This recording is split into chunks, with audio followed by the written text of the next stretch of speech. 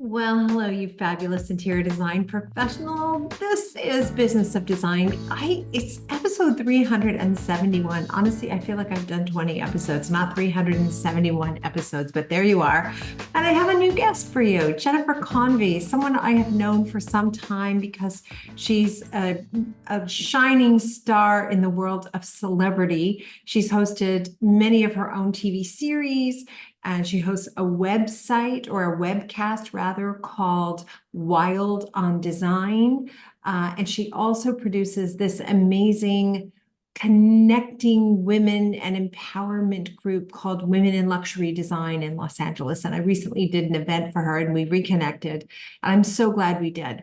And on this episode, I asked her if she would come and talk to us about media training. She often takes people through the process of being able to present either to small groups or huge groups, on camera, off camera. And Jennifer is a really practical, no nonsense entrepreneur, and she gets right to it, like really quick, simple things you can do if you are a person who gets fearful when you're about to make a presentation. So it's just a wonderful, wonderful episode.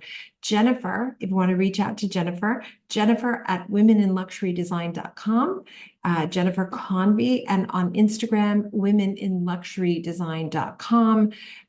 Jennifer is just one of those people who's really open and generous and loves to make connections. So I think you're going to really enjoy this episode. I hope you do. I certainly did. And we're going to kick things off, as usual, with some quick announcements from Cheryl Horn, and then we'll jump right into the episode. I am so glad you're here. Thanks, Kimberly. Well, coming up on April 24th at 1 p.m. EST is our next BOD Live. And we're really doing open coaching, but we're going to focus in on the BOD 15. Business of Design's 15-step project management strategy is a 20-hour program, and it's usually where members start. Unless you have a pressing issue that's happening right now in your business, we do recommend you start with the BOD 15 program. And again, it's a 20-hour program. It's made up of over 70 different videos. It's really broken down step by step because it's made up of literally hundreds of systems as well as forms and templates that you can download as you go. It's really easy to overlook a critical step, but once you start implementing, you realize how all the little pieces go together. And we want to make sure that you understand that from the start. And of course, we meet every single month to answer questions for you. Regardless of the topic, we always save time at the end. If you have a pressing issue outside of that topic, that's what we're here to answer. So please join us for that. Again, it's April 24th. And then we are already asking you to save the date for October 26th.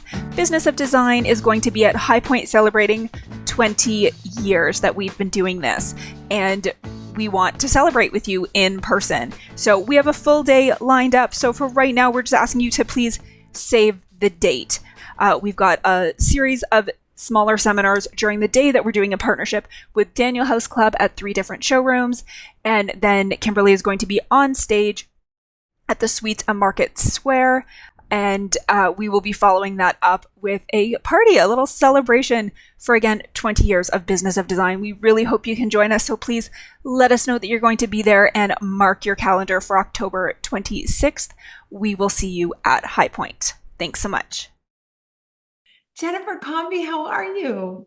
I'm great, Kimberly. Hi. I hope everybody's watching this on YouTube and not just listening, because Jennifer is just so beautiful inside and out. And I just have always been I've been such a fan of the work you do and how well, you're just one of those people who truly is a connector. And I love that you talk about empowering women, but you do more than talk about it. You actually step up to the plate and you make those connections happen for people and help people become more profitable and step into their power. And it's just a treat to anytime I can talk to you. How are you? You're so sweet, and it's mutual. I think you're absolutely extraordinary. I'm great. Thank you for having me here. And oh my gosh, we'll have to talk about what we did last month. It was well, just go ahead and talk about it. I wish, in fact, in hindsight, I wish we had thought about recording it for the podcast, but we didn't. So give us the highlights of this amazing event you put on at the Pacific Design Center. So we've been asked to do it again. That's the great news. I'll lead with Yay. that. And it's going to be bigger, better, and you will please come back next year. 100%. Oh my God, so fun. So we did with the Pacific Design Center, that was the location in the big atrium, theater stage and everything. And I had this idea literally 3.5 weeks before we did it. It's been brewing. It was the Empowered Design Summit, and really it was the Empowered Women's Design Summit. And what I wanted to do was create a whole bunch of snippets. So short, savvy segments is what I coined it, and 15 minutes to dive deep and get a wide range of programming in a 5-hour period. And you just blew it out of the park. I knew everyone would fall in love with you if they didn't already know you and what you do, business of design in the first place. But anyway, you gave all the meat and all the juice of your business, and you are hilarious. Oh my You gosh. didn't need me up there to ask. I mean, seriously, now I know. You just go and do your thing. But it was such a fun conversation. It was all the guests were so good. Like I just enjoyed the entire day. I stayed for the whole Thank you. thing. Yeah, it was fun. I know all our speakers stayed and everybody met. Mm. I think, we're treating the whole woman, the whole person. You're not just your work. So I wanted an author, I wanted you to do a book signing. I wanted health and wellness, sustainability, stress, breath work. We had a sound bath at the end. She's also a publicist for designers and architects. It was kind of just a snippet of the well-rounded business savvy, and everybody really brought it. They really were vulnerable. They were passionate. They really shared themselves and their story and journey. And you, of course, your stories, they were hilarious and painful and wonderful. And Well, it's funny when you only have 15 minutes, you figure I better just get real fast, right? But exactly. Jennifer led things off with a beautiful story about her father who has since passed. And there were some tears, and I thought, oh, hang on, here we go. Like you put a Did bunch of not. women in the room and get real. And it's amazing the magic that can happen. So there were so many Yeah. things I could have talked to you about on the podcast, but there's kind of two overarching thoughts for the initial time we speak. And one is just about what exactly does it mean when you celebrate community rather than fearing competition, and how does that fit in with empowering women? But the other side of things is Jennifer is you're an actor, you've been on television a number of times, you've hosted and starred in your own shows. You're very comfortable You in too. front of the camera. Yeah. So, but I know you have some techniques for helping people get over I stage do. fright. So should I we do. start there? Should we just start with Should we like, start there, or you want to start community, not competition? I think I don't know, toss a coin. What are you I feeling? I'll do a quick touch on that, and Okay. just it is community, not competition, because if you really fear and live in fear of others and you not being worthy enough and people being better than you, and Instagram does a great job of doing that for us, so we don't Oh, need any more help ouch. there. Yeah. Um, but then you're not doing it right. If you can't tap into your passion, how unique you are, the gifts you have, your expertise and style and talents, then how are you going to convince someone else that you have that, your clients? Right. And that's just a snippet. It's really get in touch with makes you unique. Don't be someone else. Be authentic. If you're quirky, be quirky. Be the best version of you. Because we Mhm. all are in sales and in presentations, and it's what we do. We're in the service business. Mhm. And So, we got to bring it. There's so much pressure to pose, right? And I to know. be perfect and have it together. And, it's, I think it's just mean what you say, and do what you say you're going to do, and be trustworthy and authentic and all those things, and don't worry about the rest. And then the other side of that is, having confidence and speaking in front of people. So, Kimberly, you have zero fear of doing this. You're so awesome at it. I got to come see an hour's worth of your talk. And I will, and we'll have you on my webcast, Well Done Design for BC ASAP. But and you've mastered it. And so basically, fear versus excitement. Yeah. And the number one, I'll just address that. That is the number one thing keeping most people from doing what you need to do. In this world, we're all Zoom, we're all presentational, appearances. Are you going to lose opportunities because you're nervous and afraid? So I always say this. Can you swim? Kimberly, you can swim, right? I can swim. Can you swim in 3 feet of water? I Can you think swim so. in 3,000 feet of water? The answer is yes, Yeah, you yeah. can. So it's a skill set. And once you have it, it doesn't matter if there's 1 or 2 people or 300 people. Now, so you're saying like whether or not I'm just presenting to my client or I'm presenting to 12 people in a book club that have asked me to talk about design, or I'm on a stage at one of your events, that the techniques are exactly the same. The management of fear is exactly the same. And Okay. yes, let's be honest, it's an elevated state of speaking, Yeah. right? Some people are very soft-spoken. You can work on that because that gives the impression of timid and lack of confidence. So I work with people, I coach people. It's just from thousands of interviews, real people, 10 minutes before we go on and the cameras roll and the lights are on. They've had a personality-ectomy. They're deer caught in headlight. I'm like, whoa, just remember how cute and animated you were. Talk to me. Just talk to me. Yeah. Forget about them. And we bring them back in. So it's So focused. I want to know if that's a problem that's more prevalent for your female clients. Like, in other words, do we speak timidly more often than men do, or no? It's both. It's across the board. I had a client who has a very thick accent, but he speaks beautiful, elegant English more than I do, apparently. And and he was so shy because I got to the bottom of it. It came from childhood, being teased about his accent when he first moved here. This is a middle-aged man, and that was when he was 13 to read out loud. So I had shouting exercises. That's from theater and stuff. But back to just the basic, because I can only give small spoon bites, bitefuls here, is fear. The number one thing keeping you from getting out there. Do you want to blow the opportunities? If you've been invited to speak because you're an expert, a designer, and you'll get lots of opportunities. And you may even have a publicist booking you on things. You can't not do it because of fear. So here's fear. I always tell, what does fear look and feel like to you?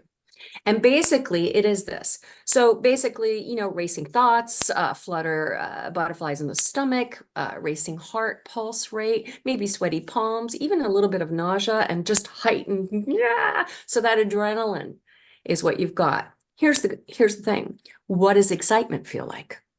Butterflies in your stomach, racing heart, racing thoughts, maybe sweaty palms. So the difference is fear and excitement. If you can do the mindset, because what is really hard is to try not to be nervous. Don't ever try not to be something. If that adrenaline is getting, that'll feed you. That energy, use it. That's always a technique. Use that energy and reframe it. Breath work, take a deep breath out, calm the nervous system, shake it out. People always say, what do I do with my hands? I said, do you think about that in life? Oh. Yeah, never. Just be free. There is technique on that just to keep mindset. And these are things you can take with you. So take a deep breath, look out. Everybody's your friend. They want you to succeed. Yeah. I'm nervous, but I'm excited. Take a smile and start. At any time you get tripped up on this has to be perfect and what am I going to say? You got this. English is your language. Yeah. Nobody out there knows your script. You don't have a script. So there is no wrong. They're waiting for you. They've done studies. Audiences want you to succeed. Yeah, So they've made bring an it. investment. If it's either just time, if it's a free event, that's still an important investment, or they've paid money to be at this moment. So they're already rooting for you. It's They're true. already there to be there for you. And the audience is your friend, They want to know what you want to say and they want to like you and all this. And I think that's where people get messed up. They start worrying about performance or something. And it's really, if you got something to say, stay focused on your message. All of Interesting. us that are creative have passion and enthusiasm. Mhm. Those two things will forgive you any mess ups or verbal flubs, and we all do it. Yeah. But if you are genuinely, we have to tap into why we got into this business in the first place. And even though some days we know we don't always feel it, but before you speak, you got to tap into that. One thing I know is that if you aren't enjoying this, no one out there will. And I know that from TV and programming. Mhm. So if Yeah. I'm not enjoying the curiosity and to share with whoever, and we all aren't, and we're all nervous and uptight, then the audience knows that. They may not put their Mhm. finger on it, but you want to engage them and you will. You have it. If you're a creative, you have it. It's It's there. interesting because I took improv right before COVID. I was taking improv at Groundlings, and it's really hard. And I I love it. I was did it. so, did you? Oh my gosh, Yeah. I was so nervous. I was so, partly because the teacher would say, like, well, that sucked at the end of something that I did, and he would just tear it apart. Like, he was just rough. But I wish I That's had, awful. it was terrible, actually. Yeah, but Well, it, that's I mean, that's then you're asked to be a writer at the same time and it has to be right. funny. And that's a lot of pressure. Right. But I wish I had thought of that, that the fear that I was feeling, well, it actually wasn't excitement, it was fear. But if I could have Fair enough. reminded myself that this is what excitement feels like and look at it as an experiment, I kept telling myself, this is just an experiment. It doesn't matter if he doesn't think I'm good or whatever. It's just an Exactly. experiment and we'll see how it feels. So it's this idea that the very first thing you want to do is try to channel the vibe of excitement over the Mhm. vibe of fear. Yeah.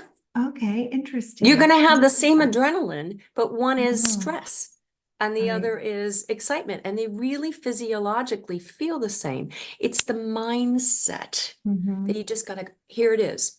I get to do this, not I have to. Mhm. So words matter. I You think words matter. Words talk, it's a mantra in your head. Mhm. I get to do this. I'm so excited to do this.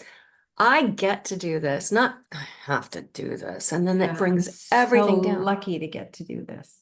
I am so lucky. I am so Yeah. looking forward. I get to do this, Yeah. you know, and it's just that simple. And if you really smile and take that in and really own it, Mm. you are not gonna have that, oh my God, I've got to do that's dread, that's fear. Just shift it every time. And I also say, do all the things you need to do for success. If you're a runner, if you take walks, do that. Get a good night's sleep. Have Mm. your blood sugar be good, whether that's on camera or live. Take care of yourself. Mhm. And give yourself a chance to be relaxed, not rush, get there early. There's no script. Nobody knows what you're going to say. Nobody's in the audience going, she didn't. No, she didn't, wasn't going to say that. I know. Yeah. What about your body? Like, are there particular Yeah. physical Yes. things that you do? Oh, Yeah. okay. What are your Okay. tricks? So one of the things I have to coach somebody, it was just on my panel. Profiles are not good. Okay. We want to Right. see your face and your eyes. So this is one of the reasons I want to do this instead of next to each other and do it because, this profile and having a chat this way leaves us out. Right. Yeah, no, it does. And so you can cheat it. You can cheat it with your eyes. Keep your face, chin this way, this way. And you can look over here. I do it all the time. Look over here to the person you're talking to. Usually you're standing abnormally close to them or sitting abnormally close to them. The Mhm. other thing is hands. I'm going to tell you this, and you're going to watch TV now, and you're going to see everybody do it. I wish I could stand up. So, all right, I will. Hold on. You Hold on. Okay. have to go to YouTube to see So, this demonstration, everybody. okay, so your hands should be right. This is getting weird. They're like a No waist. crotch shots. Okay. Yeah. Yeah. So keep your hands here and loose. Shake your hands. Okay. So your hands should be right here. We gesture a split second after we say a word, right? Right. So if your hands and fingers are loose, you keep them cradled here or here, right Right. here midway, so that you're free to gesture. You're not thinking about it. What And do come people back do to with their home. hands? It's weird. Like, what do they hold them too low? Do they like Low is freeze fine, them? just anywhere here where you're loose in your shoulders and arms, and you come back to resting. So you'll watch Entertainment Tonight or, TMZ and all that. You will see every newscast person Doing more or that. less something like this or Hmm. lower, but loose, so that when you want to say something, your arms are talking with you, your hands are talking with you, and then you just come back here. You do it in life. Some of us Right. use their hands more than others. I use mine all the time. I used to get Right. teased about it, but it's okay. You just come back to home. If you're ever worried about where to look at the person you're talking to. And if that's the camera, look there, or look at the audience. If the audience makes you nervous, look at the person that's asking you questions. Yeah. And then your arms, if you're really thinking about and tracking what you're saying and what the other person is saying, if you have that opportunity, your body will follow. Yeah. Is if you just are loose enough to gesture, be you. You forget about it, you Yeah. know. That's 10 minutes of media training, the fear, Mhm. where to look, how to stand, always open to the audience as much as you can, your face too, because you want to engage them. You don't want to close yourself off just here. How do Um, you feel about the idea that you would come on stage and you would say, I'm super nervous, everybody? Sometimes the speaker will do that. I feel anxious when they say things like that. What's your take on that? I feel anxious for them, like, oh, don't be nervous. But now I'm nervous yeah, for them. yeah, again, they're rooting for you. It's Yeah. cute. I mean, I know Brene Brown talked about it her very first time getting up there. She was having all the doubts. Everybody does it. And that's another thing. She had doubts saying, oh my God, I looked out there at the audience. They're all CEOs of companies. And what am I doing here? And all this. You feel like an imposter. That stuff is part of it Yeah. sometimes, right? Yeah. But she went out and did it, and look, and she's continuing to do it. I think don't say that, because then you're just triggering yourself. Right. I'd say, wow, I have a shot of adrenaline you can't believe right now. Yeah. Or I'm so excited. I'm so I'm excited so that excited. I'm Bear with here. me. Yeah. Bear with me. I had too much Yeah. coffee, but oh my gosh, we're gonna have fun. I agree. I think that's a much better way to handle it. I always Yeah. wondered if people think that that's a good technique or not. That's interesting. So how you physically care for yourself, how you are thinking, the words you say to yourself, all of those things are going to contribute to you finding your zone when you're in front of That's people. right. Yeah. The most professional speakers, singers, performers have horrible stage fright. Mm. I'm not saying that excitement ever goes away. Yeah. I have certain settings where I just go, oh God, and all night long I'm going through my stuff and everything, but I trust at this point Yeah. um, that I know what to do, and there's certain things will fall into place or not. Yeah. Stuff happens. I forget things. Um, Oh, I know, in the middle of just a thought, and you go, okay, I have no idea where I was headed with that. Like to me, happening to that's me the more worst. often now, sadly. Yes. Yeah, truly, truly. It's I just keep cue because we have so cards, many awesome things in our mind, right? Like there's only so much space, there's so much and storage sometimes room. nothing. Sometimes it just, Yeah. where is it? Oh my gosh. But you Um, you can you can I still get nervous when I speak, but after 2 minutes, I'm fine. we don't know it. Yeah, yeah. It's the first 2 minutes I think, oh dear, here we go. Look at the audience. They look bored. She's yawning. Look at that one. She's eating a sandwich. It's They're okay. not into me. It's okay. And then it disappears. I kind of forget about it. And somebody also told me many years ago when I was first did live TV, don't watch it. Don't watch it, because then you'll start picking yourself apart. That's true. You don't like your bangs, and you don't like, I mean, even now I'm looking at the Zoom meeting, I'm thinking, why Oh do my no, I bangs hate my never look? hair. I know, See, I I think know. your hair looks great. Oh, Now we're women ridiculous. are so Ridiculous. bad. We're Yeah. ridiculous on this stuff. Yeah. So maybe if you have a producer or somebody and they say you did great, trust it and just lean into the feeling you had. And I never watch myself on TV. If I can avoid it, I will never watch anything. I'm going to disagree on that. I hear you, and that works for you. I did some of both. So here's Okay. my take on that. In the beginning, when you're starting out, yeah, I think you'll be hypercritical. I got finally, and I remember I had a daily show. So I remember, and none of it was in studio. It was all interviews and all around the world. Yeah. And I could look at those shows and go, oh God, I had 102 fever that day. Oh God, I can't believe nobody told me that my hair was in my mouth, or Yeah. yeah, you start going down the rabbit hole and looking at all the little Hmm. things that, nobody else noticed, but, they should have, in my opinion. But anyway, what I will say is you do need to, when you're starting out, I think you do need to watch. I remember my late father, also on TV, would say that you learn, expressions and face things that may not be flattering or kind of weird. Mm. Even just your present, how you dress, everything, just get real comfortable with you. And it's a learning thing. You'll Yeah. learn what reads and style of speaking. If you're Yeah. interrupting, it's really good to study yourself. And here's the thing, I didn't have that starting out. We did live, there was no editing, right? I had to learn teleprompter basically on a crash course. I was working for Entertainment, and it's scary to have all your flubs air 20 times that day or that week. And, now we have phones. I'm sorry, we have I know. computers and iPhones, and there's no reason you can't practice. Read a whole bunch of copy, get really good at it. There's free teleprompter things you can put on your Yeah, it's screen, amazing.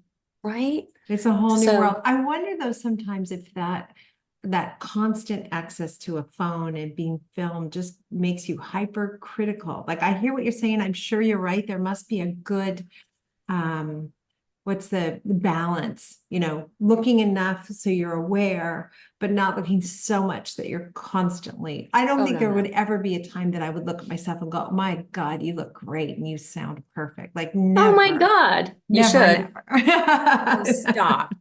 Wrong with this? I want some pro headphones. True podcaster that you are. That's I will hilarious. say that again, you should be looking at it for content. Yeah. Look at what you're saying. Oh, gee, and then start taking notes on yourself. There's an exercise hosts do for agents and casting people, hosts like reality stuff. And you should be able to give your spiel, the 30-second version, the one Yeah. minute version, and the Yeah. 2-minute version. Get that down and practice with that. I'm so and so, I'm a late sleeper. I love dogs. I have a PhD in this. I don't, but I'm just saying, you Yeah. get your spiel down Mhm. and start with that. Yeah. And that's it. TV is sound bites, so are interviews. And there's a different skill set. Mm. One is being an interviewee, one is being the interviewer, being a guest, Mhm. expert. They're just slightly different focus on your messaging. So Mhm. you want to learn and study yourself that you're hitting that, Mhm. and learn from that in that way. Not your hair, not whatever. I mean, I coach people. I said, you should get a ring light. I have one, Yeah. makeup, do, for Zooms and people in business, there's no reason not to bring it Yeah. if it's A, going to be broadcast, B, if it's for a job, if it's for clients, because a lot of designers work, remote meetings, just like you do a presentation for And design. I love a ring light, but when you have glasses, it's impossible. You always see Oh, you the can get other. non-reflective. You You can. can Yeah, they're TV non-reflective glasses, glasses. reading Oh, glasses, yeah, yeah, non-reflective. yeah, yeah. Yeah, All that's right. what See, they use. nothing but good tips. Okay, Jennifer, amazing information. Thank you so much. We end every Thank you. episode with something called design intervention, which is just a great piece of advice you want to pass on. It can be totally unrelated to what we've talked about so far. Oh my gosh. Mm. Design improvement. Oh, okay.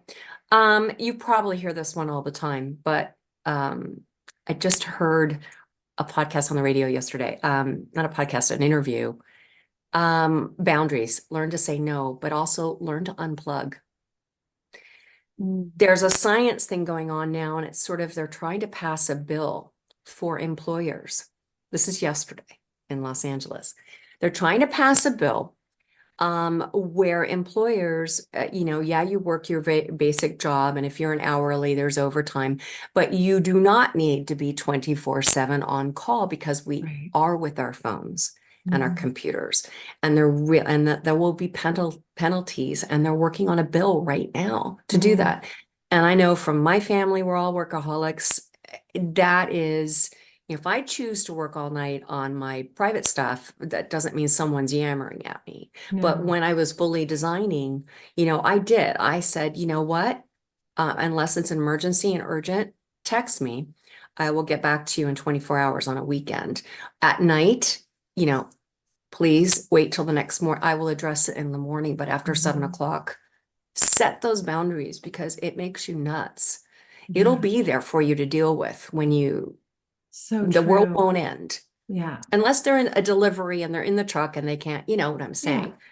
But not everything's an emergency, and it will be there for you to address, and they'll respect you for it, because we all know the clients that just call you whenever they're home from their day. They want your time. Yeah, and that's you're so every right. coach, everybody in service goes through this. Yeah. My brother works nonstop. It's just round the clock, whether he's at home or in the office. And it's like, we got to stop doing this. And only in America does this exist. So I would say boundaries, say no. You know when it's going to be a bad client and a bad job, even if you need it. Just trust your instincts. You want to succeed. If they want something that is completely different than what you understood to be, hear that. Set yourself up for success, because if you succeed with that person, that word of mouth is everything. So it's worth it to say no. It's worth it to be professional. You're not being unprofessional by creating boundaries. That does not mean that you are indispensable 24 hours, 24/7. That's it. Oh, no, such good advice. I'm so happy we didn't have cell phones when I was first starting out, like in the 90s. I would have lost my mind, because I just had no boundaries at all. So anyway, such good advice. Amazing to see you. I hope it's going to be much sooner that I see you next time. I seem to have to run into you on planes or something. I think that's usually what we do. We end up on a flight together or something. Oh yes, that's how this all started. I was on the flight back from Vegas Market, and you were sitting next to me. Years ago, I'm going to have you on a panel, and I did in the same year. You did. And we'll do it again. So good to see you. All the success in the whole world coming your way, I hope. Thank you. Thank you, dear. And same to you, continued success. And thank you for having me. Anytime. Open invitation. Thank you. Bye, Jennifer. Bye.